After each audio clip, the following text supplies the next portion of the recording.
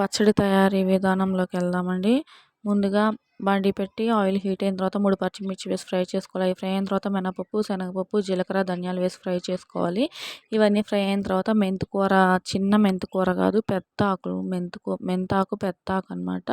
మెంతాకు పెద్ద ఆకు అయితేనే పచ్చడికి బాగుంటుంది.